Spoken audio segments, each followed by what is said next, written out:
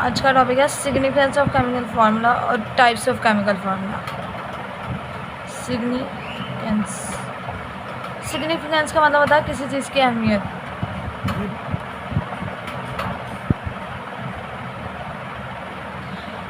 Significance of chemical formula. देखिए अब ये केमिकल फार्मूला लिखा हुआ है, सबसे पहली बात तो ये बताएगा कि इसमें एटम्स कौन कौन से हैं, type of atoms and number of atoms.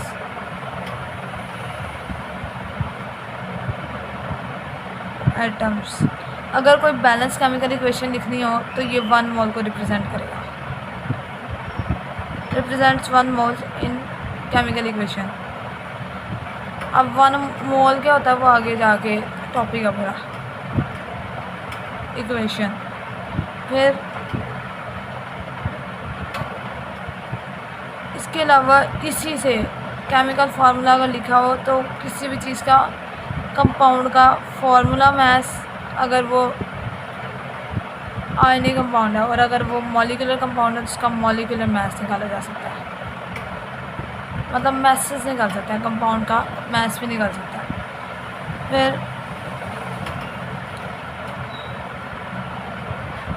ये टाइम बताता है, इट सेज टाइम, उसको लिखना आसान है, जल्दी जल्दी में भी हम लिख सकते हैं, लिखना आसान है इसको। ये इसकी कुछ सिग्निफिकेंस है, ये तो एक छोटा टॉपिक था। अब इसकी types of chemical formula. Chemical formula की 2 टाइप्स हैं, एम्पिरिकल फार्मूला और मॉलिक्यूलर फार्मूला।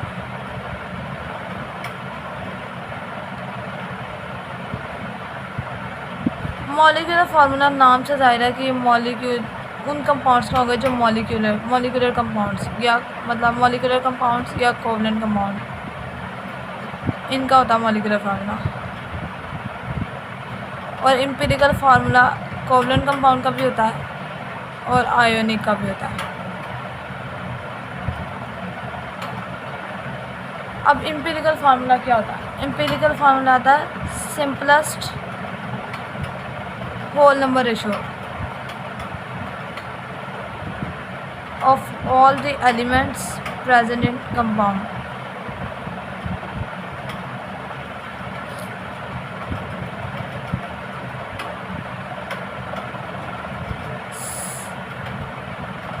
Simplest, smallest नहीं, simplest whole number ratio of all elements present in a compound. Glucose है C6H12O6,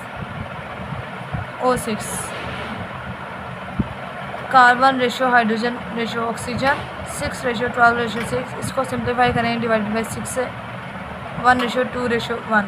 अब इसको CH2O लिखा गया है, ये इसका एम्पिरिकल फार्मूला है। क्या है? सिंपलेस्ट रेशो है, सिंपलेस्ट होल नंबर रेशो है, मतलब इसको पॉइंट्स में नहीं आना चाहिए, इनमें से अब कोई भी एक भी चीज़ पॉइंट्स में नहीं है, इसको इसलिए 6 से डिवाइड किया। वाटर है, हाइड्रोजन और ऑक्सीजन 2:1। अब इसको मज़ीद सिंपल नहीं कर सकते हैं, इसको कोई ऐसे नंबर से डिवाइड, अगर इसको 2 से डिवाइड करेंगे तो ये 0.5 हो जाएगा और वो होल नंबर नहीं रहेगा। और ये इसकी डेफिनेशन में लिखा है कि सिंपलेस्ट रेशो लेकिन होल नंबर रेशो, मतलब पूरा 0 से लेके आगे 1 2 3 मतलब सो कोई ना कोई नंबर हो, पॉइंट्स में ना आए, इसलिए इसकी एम्पिरिकल फार्मूला इसका वाटर का H2O ही है। ज़रूरी नहीं होता एम्पिरिकल फार्मूला और मॉलिक्यूलर फार्मूला डिफरेंट हो, लेकिन डिफरेंट हो भी सकते हैं, नहीं भी हो सकते। जो मॉलिक्यूलर कंपाउंड्स आयनिक कंपाउंड्स होता है उनका एम्पिरिकल फार्मूला ही उनका फार्मूला कंसीडर होता है, उनके 2 फार्मूलाज नहीं होते। क्यों नहीं होते उनके? उसकी वजह से, फार्मूला यूनिट की वजह से। सोडियम क्लोराइड ये 1:1 में ही है। मैं आपको बताया था फार्मूला यूनिट का कॉन्सेप्ट कि एक सोडियम को 6 क्लोरीन ने घेरा हुआ है और 1 क्लोरीन को 6 सोडियम ने घेरा हुआ है, तो ये असल में 6:6 में था। इनके पहले ही सिंपलेस्ट रेशियो करके इनका फार्मूला यूनिट बनाया गया और इसको NaCl लिखा गया। ये मज़ीद सिंपल नहीं हो सकते, तो इसलिए ये ऑलरेडी किसी भी आयनिक कंपाउंड का उसका फार्मूला, जो आम फार्मूला जिसे हम कहते हैं, वही उसका एम्पिरिकल फार्मूला है। लेकिन मॉलिक्यूलर कंपाउंड्स का देखना पड़ता है कि एम्पिरिकल फार्मूला इसका है कि नहीं है, और नहीं है तो उसका निकालना पड़ता है। एसीटोन है CH3COOH, तो इसको सिंपल करके पहले तो इसको इकट्ठा करके लिखते हैं C2H4O2। अब empirical formula CHO 2:4:2 1:2:1 divided by 2, तो CH2O, इसका एम्पिरिकल फार्मूला वही है जो ग्लूकोज का था।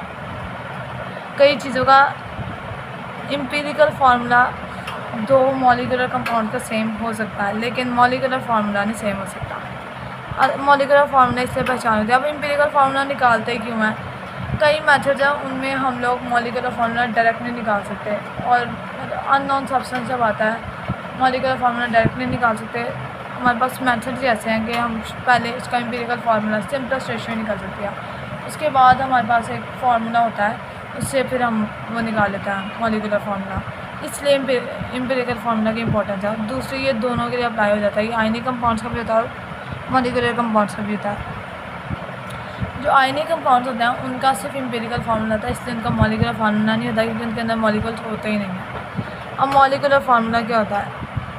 Actual number of atoms present in a molecule, simplest नहीं, actual number present in molecule. Molecule के अंदर के एक्चुअल एटम का नंबर कितना है? C6H12O6। ये ग्लूकोज का मॉलिक्यूलर फार्मूला है। इससे पता चल रहा है ग्लूकोज के मॉलिक्यूल में 6 कार्बन है, 12 हाइड्रोजन है, 6 ही ऑक्सीजन है। सिंपलेस्ट रेशियो ये बताती है कि एक कार्बन हो तो उसकी जगह 2 हाइड्रोजन होंगे, साथ एक ऑक्सीजन होगा ग्लूकोज के मॉलिक्यूल में। ये सिंपलेस्ट एम्पिरिकल फार्मूला। अब मॉलिक्यूलर फार्मूला निकालते कैसे हैं? अगर एम्पिरिकल फार्मूला तो मैंने बताया कंबस्शन एनालिसिस एक मेथड होता है, उसके ज़रिए उसमें निकाल लेता है FSC में। अब मॉलिक्यूलर फार्मूला कैसे निकालें अगर एम्पिरिकल फार्मूला पता है? Molecular formula is equal to empirical formula multiply by n। n कोई भी इंटीजर हो सकता है, कोई भी होल नंबर होता है, ये जिसके साथ एम्पिरिकल फार्मूला को मल्टीप्लाई करता है तो मॉलिक्यूलर फार्मूला आता है। ग्लूकोज के केस में n वो नंबर होता है जिससे आपने ये डिवाइड करके सिंपलेस्ट निकाला होता है। ग्लूकोज के केस में n क्या हुआ है? 6 है। CH2O, इसको 6 से मल्टीप्लाई करेंगे तो क्या आ जाएगा? मॉलिक्यूलर फार्मूला C6 2 6 12 ऑक्सीजन, यहाँ पे 1 है, 1 6 6। अब n निकालते कैसे हैं? n का भी फार्मूला अपना, n का फार्मूला होता है molecular mass over empirical formula mass. Empirical formula mass, molecular mass हमें पता चल ही जाता है मुख्तलिफ़ तरीक़ों से, उसके लिए भी मुख्तलिफ मेथड्स यूज़ किए जाते हैं। अगर कोई अननोन सैंपल है, मॉलिक्यूलर मास हमें पता चल जाता है। एम्पिरिकल फार्मूला जब निकाला है, एम्पिरिकल फार्मूला मास भी निकाला था, जैसा CH2O 12 2 और 16 16 2 18 18 और 2 18 30।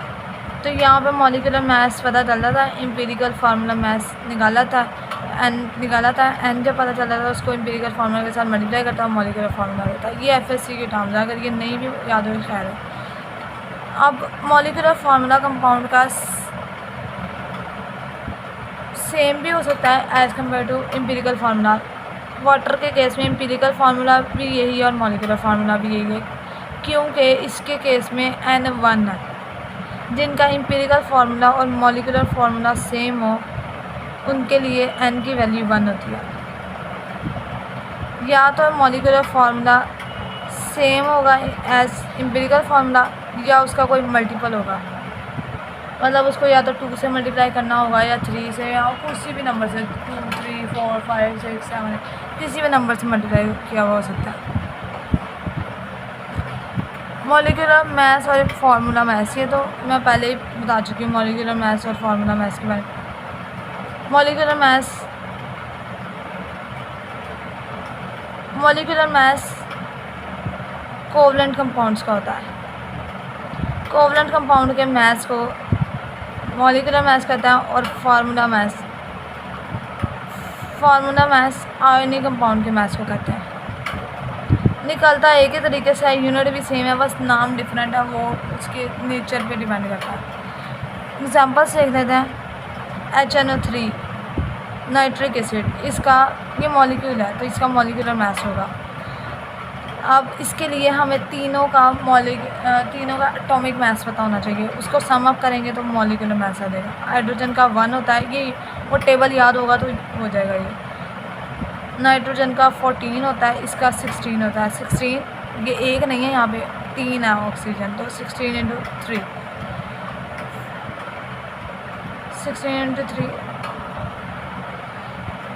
15 प्लस ये हो गया 48 63 am।